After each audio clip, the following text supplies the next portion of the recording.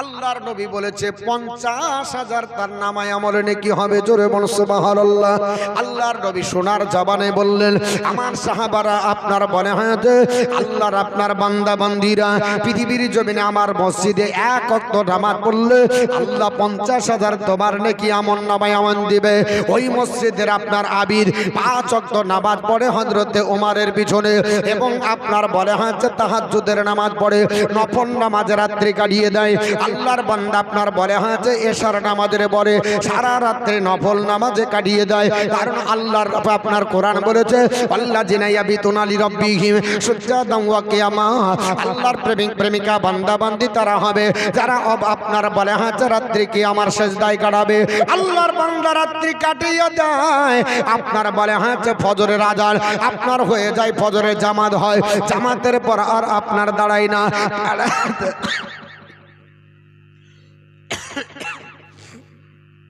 জামাতের পরে আল্লাহর বান্দা দাঁড়ায় না, মসজিদ থেকে আপনার বাড়িয়ে যায়। মসজিদ থেকে তাড়াতাড়ি আপনার বেরিয়ে আল্লাহর বান্দা দৌড়তে লাগে। কেন?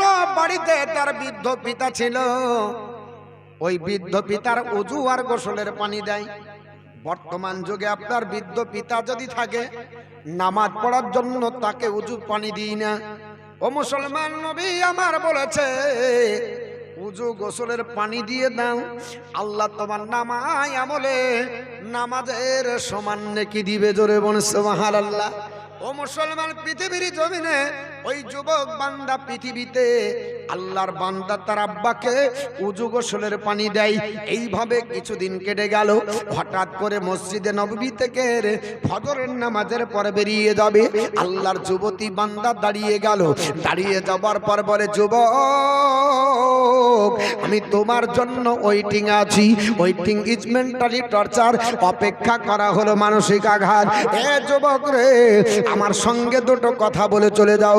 আল্লাহর যুবক বান্দা বলল, না না না না না, ও আল্লাহর বান্দি, ইন্নী আকাফুল্লাহ, আমি আল্লাহকে ভয় করি। তোমার সঙ্গে কথা বললে আমার মুখের জেনা হয়ে যাবে, তোমার হাত ধরলে হাতের জেনা হবে, তোমার দিকে পটল চিরা চোখ দিয়ে তাকালে আমার চোখের জেনা হবে, তোমার কথা কানে শুনলে কানের জেনা হবে, তোমার দিকে পায়ে হেঁটে গেলে পায়ের জেনা হবে, সব মিলে ইনপুট করার জেনা হয়ে যাবে।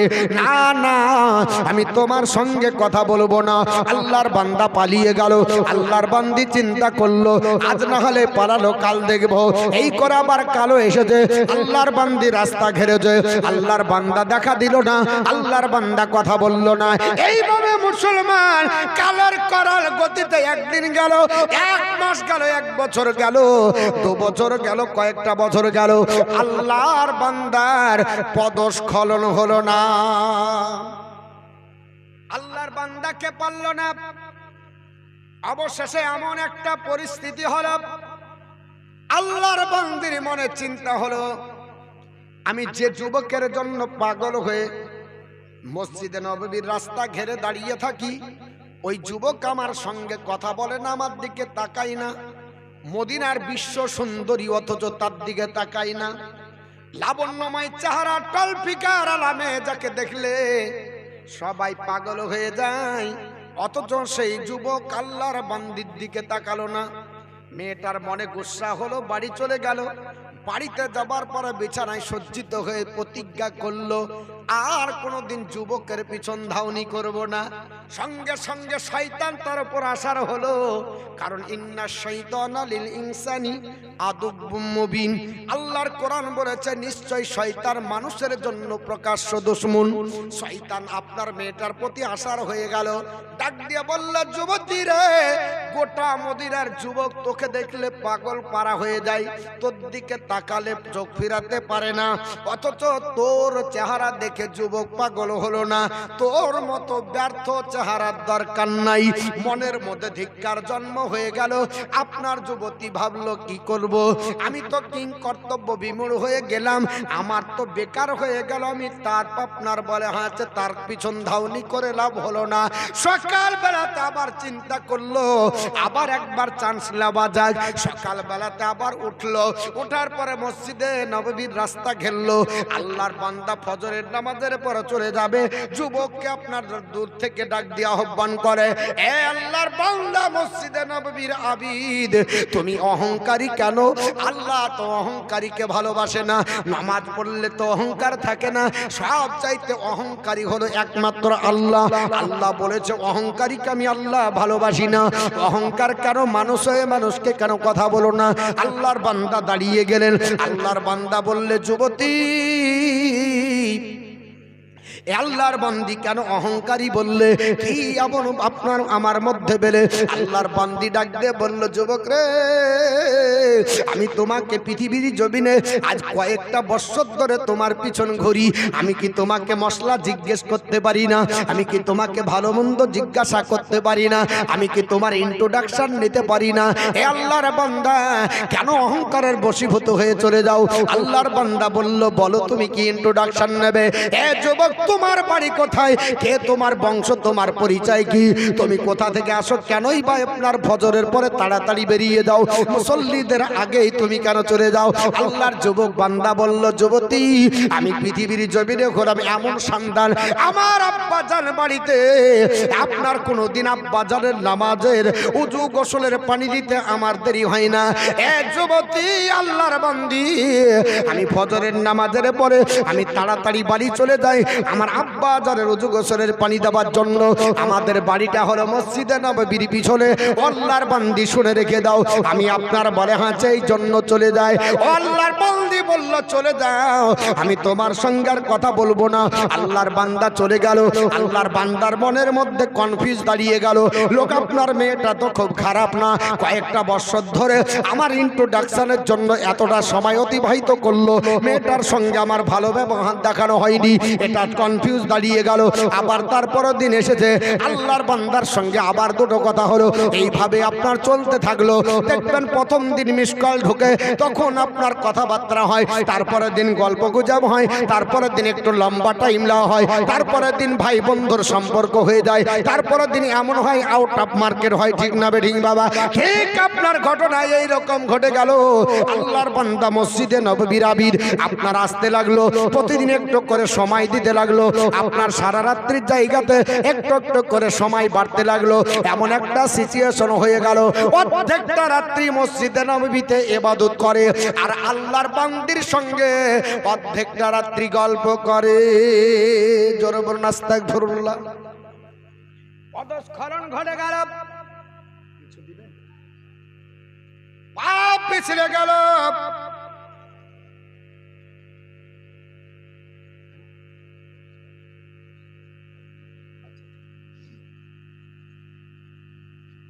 আল্লাহর বান্দা পৃথিবীর জমিনে আপনার বলে হয়েছে, আপনার পৃথিবীর যে আল্লাহর বান্দা আপনার কি হয়েছে?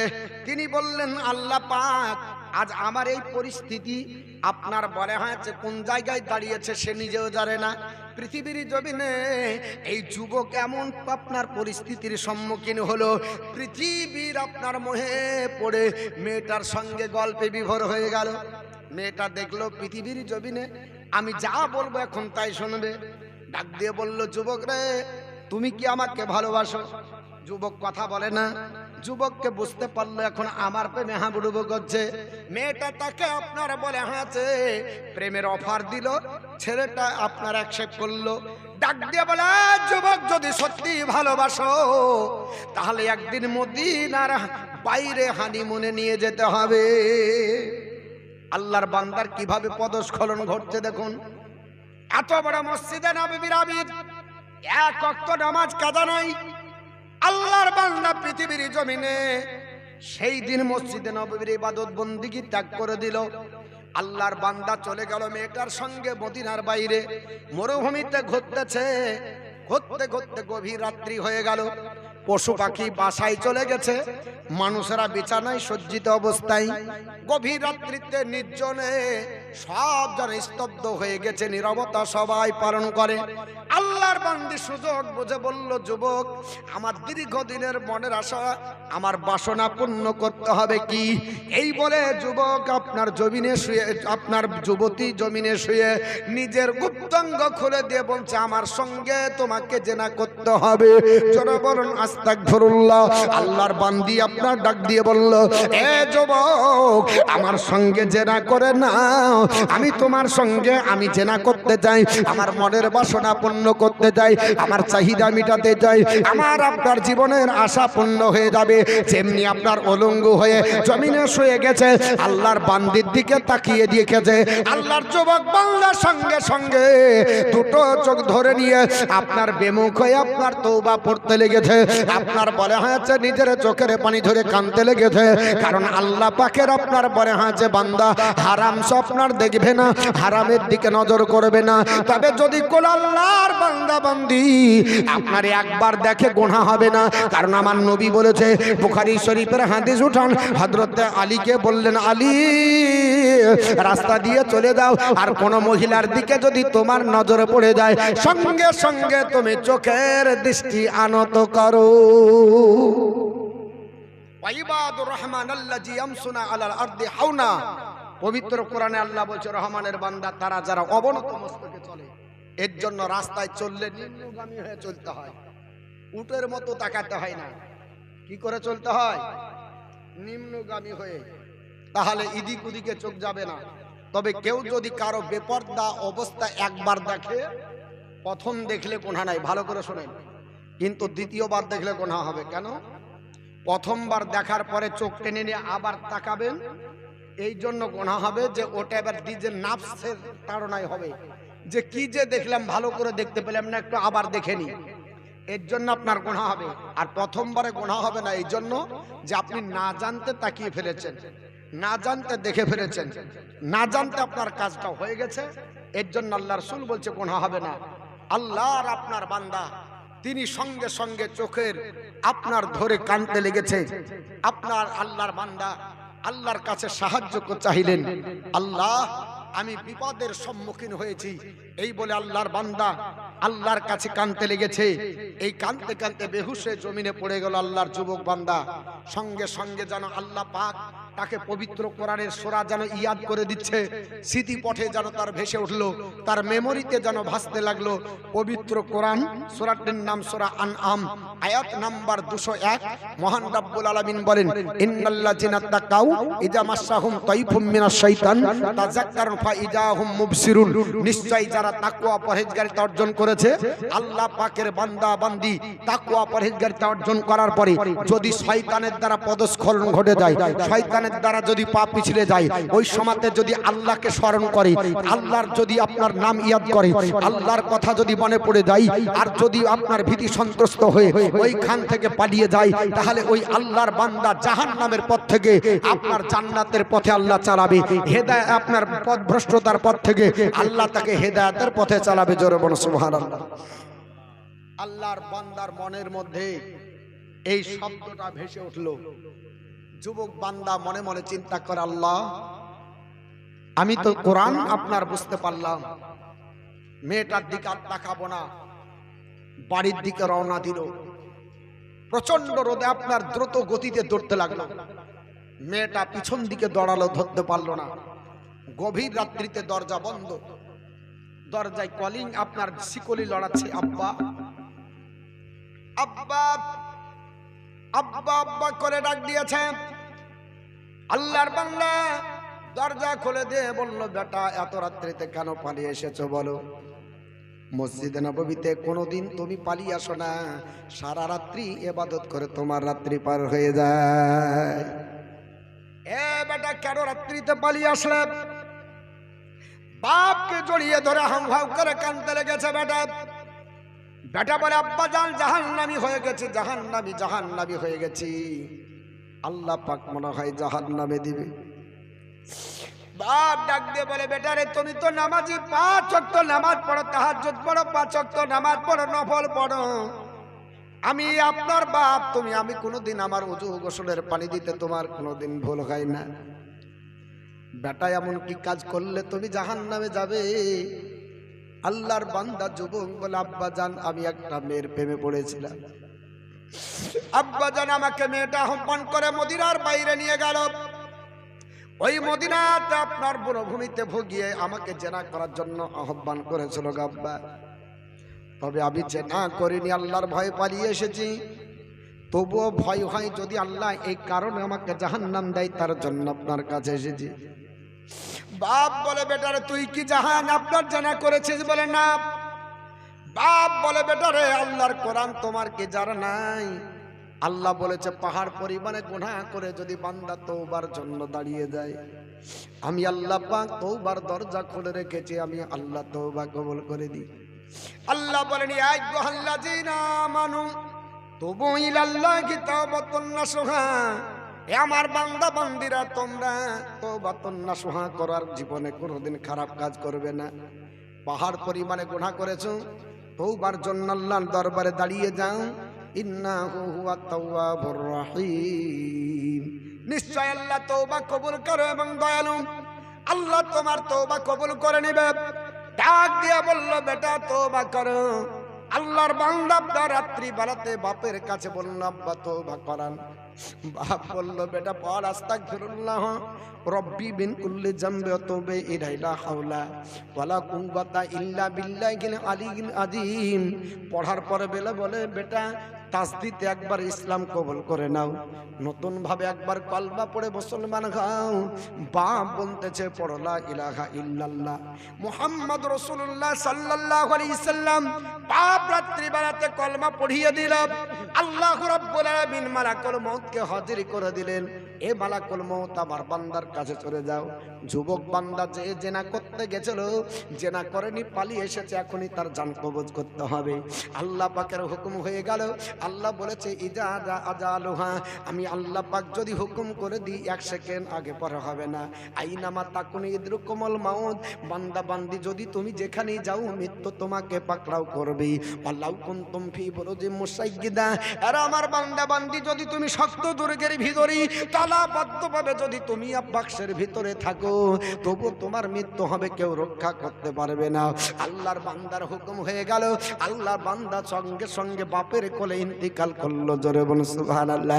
ইন্না লিল্লাহি ওয়া ইন্না ইলাইহি রাজিউন। বাপ আপনার হাউ হাউ করে কাঁদতে লাগলো, পৃথিবীর জমিনে চিন্তা করতে লাগলো, আল্লাহ পাক আমার বেটা পৃথিবীর জমিনে এত ভালো কাজ করেছিল, কিন্তু জীবনের শেষ যখন আপনার মুহূর্ত আসলো, জেনা করতে গেছিল, জেনা করেনি।